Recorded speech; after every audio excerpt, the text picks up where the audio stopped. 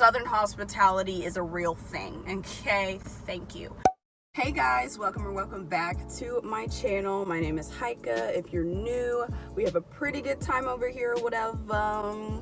You know the vibes. Today we're going to be talking about the things people won't tell you about Baylor University. So for those who are new, I finished my first year at Baylor University this past year, and I'm about to start my second year at Baylor University in about a week, and I'm so excited. It's gonna be a good time. But there are some things that I didn't find out until after I got there and after a few weeks or months of just like feeling the school out. I am here to tell anyone who's interested in going to Baylor or anybody who just simply is curious about what goes on. I'm here to give you guys some of my insight and my perspective of things. Don't take any of these to heart. I love Baylor so much. Going to Baylor University was the best decision I have ever made in my entire life, and I wouldn't take it back for anything. So just take these with a grain of salt. Not a big deal, okay? Before we get started, make sure to like, comment, and subscribe. Share it with someone who is interested with going to Baylor University.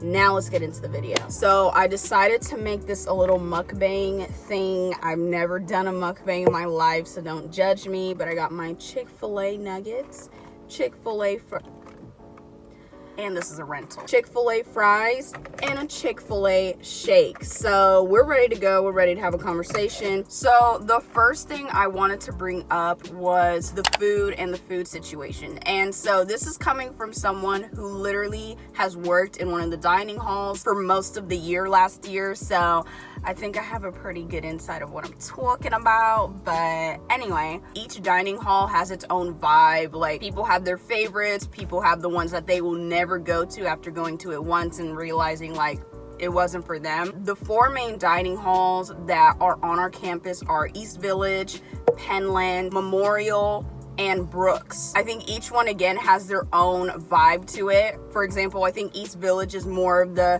sophisticated one. I know it's a lot newer, but they do serve pretty good stuff over there. Every dining hall serves pizza. The East Village's pizza, I'm telling you, it's on another level. So I really like their dining hall because like a lot of their stuff is like pretty good quality.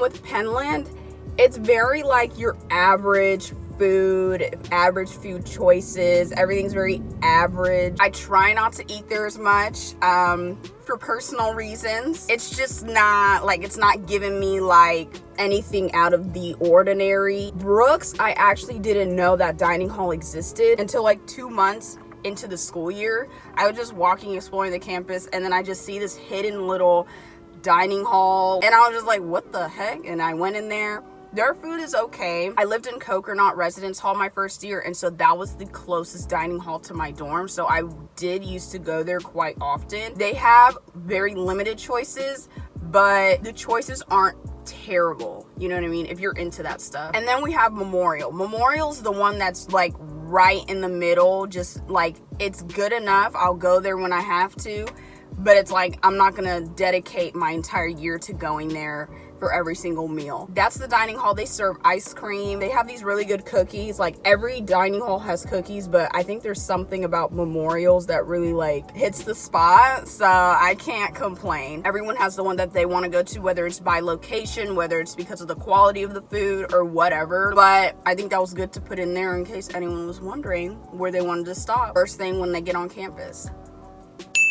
Okay, this next one is going to be my favorite one to talk about, and they are the meme pages of Baylor University. So they didn't know I was gonna shout them out today. I'm gonna tell you right now, if you go to Baylor University, you're gonna know about the meme pages. I am personally good friends with a few of them, and I can definitely vouch that these people are just great people, creative minds, witty as well. It's such a joy to be able to go on Instagram and like find some sort of comic relief for the school that is Baylor University. Like, our school isn't perfect, obviously, and it's sometimes good to just make fun of yourself, make fun of the place that you're in, because, you know, everyone needs a little humor in their life, or you just want an unfiltered, authentic opinion. And so some of the ones that I follow are Penn Island Residence Hall, Unpresidential Perspectives. There's one called Daddy Patty Neff.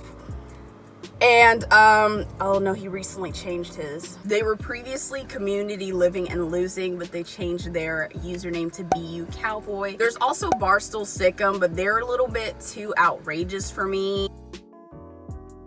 So as you can see by their usernames, these meme accounts use basically buildings, people, or other entities that apply to Baylor University, and they personify it and make an account out of it and start posting like random, sometimes outrageous things, whether they're criticizing something that's happening within the school, they're just making fun of it, or even just to give their literal personal opinion on it. And so a lot of it's in good fun. You have to be willing to take a joke to follow their page. Like, a lot of people get very angry with these meme pages because they can't take a joke, but like, I personally enjoy it. I would also say that they've recently have been serving a bigger purpose than just posting funny memes. Honestly, I was talking to one of them a few weeks ago. I was telling him, like, not only are you like a really enjoyable account, but like, you've created a community of people who think like you and like enjoy what you have to say and really value it as well. Like, I think a lot of these meme pages, a lot of the bigger ones, have created a platform for themselves where people can come and like, you know, relate to each other and like relate to the perspective that a lot of these meme pages have, which is contrary to a lot of the other platforms that are directly affiliated with Baylor University. A lot of these establishment platforms, very woke mentality, ideology, something that I don't agree with, and so it can get very suffocating at times when you feel like that's the only platform out there. But like, when you go on these meme pages, you find that there is a community of people separate from that have this other perspective, and so I really enjoy being a part of that, and I'm thankful to a lot of these meme pages for creating that sort of community. Next, we're going to talk about my second favorite topic of this video, and that is the dorms and the dorm situation. So, as I've said already, last year I lived in Coconut Residence Hall. I had no idea what Coconut Residence Hall was until I had to move in there the first day. Like, I had no clue. I did not pick it. They just put me in there. But nonetheless, I'm alive, so it's okay. So I'll start off with the list of the dorms on campus. And so that includes Collins, Penland, Martin, East Village, and that includes Teal and Earl Residence Hall, Brooks Residence Hall, and Brooks Flats. And Brooks Flats are like apartment style dorms, which are quite nice if you ask me. Memorial and Alexander, North Russell and South Russell, Allen and Dawson, Coconut, and North Village. And so with North Village, that is like a community like East Village, and that includes Heritage, Texana, University House. I feel like I'm missing one. If I'm missing one, I'm gonna put it down below. But those are all the dorms that are on campus, and then you have your student housing or your apartments that are off campus, which I will be living in one this coming year. So what you must know before living in one of these dorms is that you will probably have a dorm-wide catastrophe at least once a semester. For example, I know Earl had a flooding on like the 3rd floor. Teal has a false fire alarm like every 5 seconds. Penland had a slip and slide on the 3rd floor like the first weeks of school. Martin, I know their 3rd and 4th floor had to be quarantined the first few weeks of school as well. Coconut, ghost town.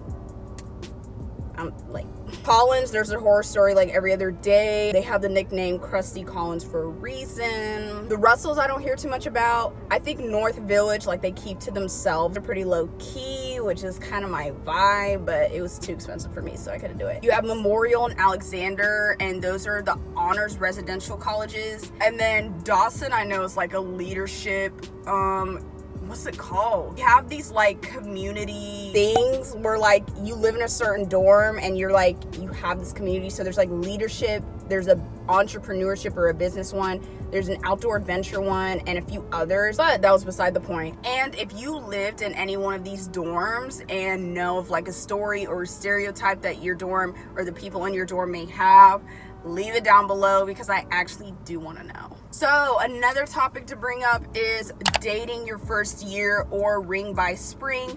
So I think this is very common among Christian colleges. A lot of girls, including myself, will go into their first year like wanting to date or like, you know, wanting to explore that area. And no, I'm sorry, I don't recommend it. That's all. But now we get to ring by spring. Ring by spring is basically this phenomenon, I like to call it, where you will get engaged by the spring semester of your senior year. It's a lot more common than I originally thought. Now, am I hoping to achieve this goal? Oh, look over there, look. Oh yeah. Look. Anyway, so that's it on that. The next one I'm going to talk about is kind of a more serious one. And it's the fact that personally, I've run into a few people, quite a handful of them actually, that have a sense of entitlement. And so you might encounter that when you come to Baylor University. That being a school that holds a more wealthy community, like it's a private school, it's expensive. I do see it playing a role in why some people could be entitled. I experienced this quite a bit, actually, sadly, while I was at Baylor, especially when I was working. As I said, I worked in the dining hall, and for most of the time, like, people who come and like I serve them and stuff like that, very polite people. You know, that Southern hospitality is a real thing. Okay, thank you. They would ask me how my day was, all these things. But I did come across people that simply didn't acknowledge me at all. I mean, like, I'm asking them what they want, I'm asking them this and that, and nobody's answering me. And I'm like, okay, so do you want me to give you something random? Or like, but it was definitely pretty disappointing. Like, I'd serve them their food, they wouldn't even look at me, they wouldn't say thank you. Like, they don't know what manners is, probably. Like, I'm like, I mean, of course you're gonna come across that. So I have a lot of respect for student workers and students who like work during college. Shout out to all the student workers. We got this. We ain't worried about them. It's gonna be okay. You can tell, like, through some of the things they might say, that they have never really been outside of whatever bubble they seem to be around. And again, like, I've experienced this firsthand. You know, people will sometimes say pretty outrageous things, and then I've had to step back. Like, at first I would get angry, but then I would be like, you know what, they probably have no idea that what they just said was extremely like ridiculous or out there. And so you have to have grace, you have to have mercy and be compassionate. Like, that's something I've had to do even recently. You have to just be the bigger person in that sense and know that, like, you have an opportunity to teach them so that they can learn from you. It's definitely not convenient. It's definitely not, you know, something even I like doing. Who else is gonna teach them? If not you, who will? Guys, know that there are so many people like that overwhelmingly take over the population that are just sweet, kind-hearted people, would go bend over backwards for you to the moon and back if you find that right community of people. I definitely have. It all depends on who you surround yourself with, and like the most kind-hearted, generous people I know go to Baylor University, and so that's all I have to say about that. So this one is more on the positive end, and that is that there is a good balance between Greek life and non-Greek life. And so I'm personally not in a sorority. I'm not involved in Greek life in any way, shape, or form. I know nothing about it, and I'm not interested in it per se. And at first I thought that was going to be a great detriment to my social life, because, you know, I was thinking everyone's gonna be in Greek life, everyone knows everything about it but me, and like I know nothing about it and I don't want to join. Not only that, but I couldn't afford it either. There was no benefit personally for me joining, but I definitely know a few people who are in Greek life and enjoy themselves. They really feel like they found their community, they found their place where they belong, and like, to them I say, like, good on them, and I'm very, very happy for them that they found that. And like, it's not a big deal if you're not in Greek life at all, and it's not a big deal if you are. Like, we don't even have sorority or fraternity houses, like official ones. Don't feel like I'm being treated any differently by somebody who is. So another thing about Baylor University that you will find here, depending on the circle that you're in,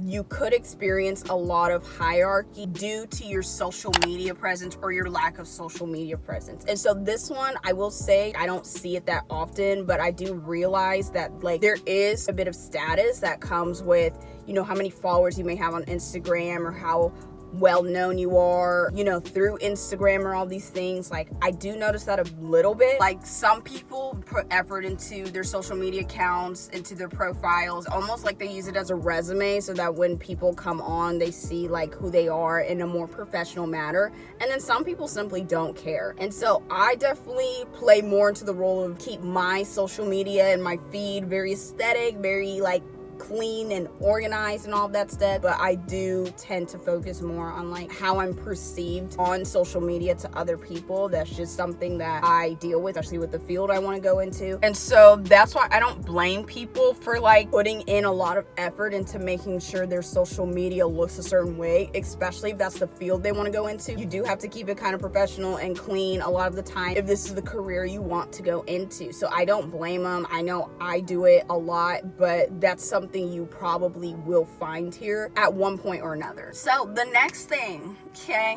that I want to bring up is that there's a war on business majors. As a business major myself, I have personally experienced the attack on business majors. So I need all the business majors at Baylor University to rise up, to stand up. But it's personal, okay? Like, people really do be coming for my major.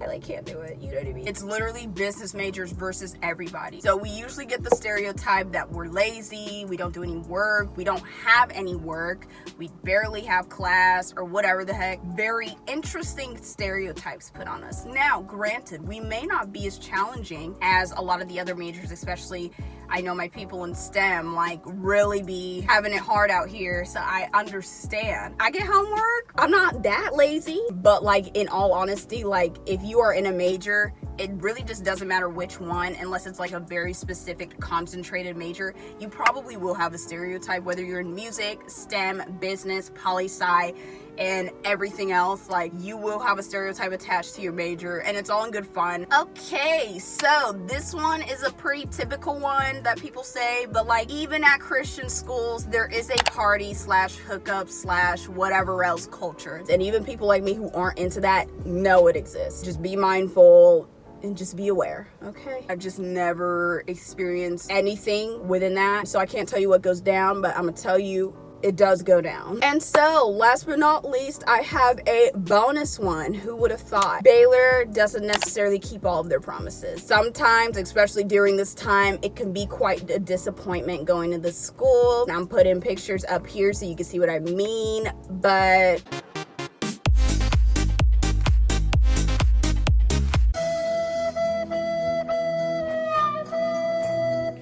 not happy. All I have to say is if there are any petitions that are available, send them my way. Sometimes Baylor, the admin, they're gonna disappoint you, and that's what it is. Anyway, that is the end of today's video. This video was so fun to make, to just relive and like be excited for what's to come this next year.